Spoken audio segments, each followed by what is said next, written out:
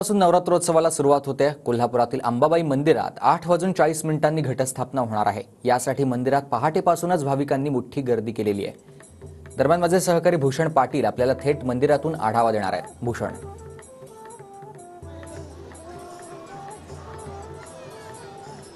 शारदीय नवरात्रोत्सवाची सुरुवात आज होते आणि कोल्हापूरच्या करवीर निवासिनी अंबाबाई मंदिर परिसरातील ही दृश्य आपण बघू शकतो। हा परिसर जो आहे तो पहाटेपासूनच भक्तांनी फुलून गेल्याचं पाहायला मिळत आहे। सकाळी सकाळीच देवीच्या दर्शनासाठी भाविकांनी अक्षरशः रांग लावल्याचं देखील चित्र पाहायला मिळत आहे। याच शारदीय नवरात्रोत्सवाच्या निमित्ताने मंदिर परिसरामध्ये धार्मिक कार्यक्रमांचं देखील आयोजन करण्यात आलेलं आहे आणि त्याला देखील आता सुरुवात झालेली आहे। आणि आपण बघू शकतो मंदिर परिसर जो आहे तो पूर्ण फुलांनी आणि फळांच्या आरास जी आहे ती करण्यात आलेली आहे आणि पूर्ण परिसर जो आहे तो सजवण्यात आलेला आहे। विद्युत रोषणाई देखील मोठ्या प्रमाणावर करण्यात आलेली आहे आणि याच नवरात्रोत्सवाच्या निमित्तानं आपण बघतोय देशभरातून लाखो भाविक जे आहेत ते पहिल्याच दिवशी अंबाबाईच्या दर्शनासाठी आल्याचं चित्र आपल्याला पाहायला मिळतंय। आता 8:40 तोफेच्या सलामी दिली जाईल आणि त्यानंतर मंदिरामध्ये परंपरेप्रमाणे घटस्थापना होणार आहे आणि मंदिरातील घटस्थापना झाल्यानंतर शहरातील जे काही लोक घटस्थापना करतात ते करू शकणार आहेत। आणि आपण बघू शकतो की कशा पद्धतीने सकाळपासूनच या सगळ्या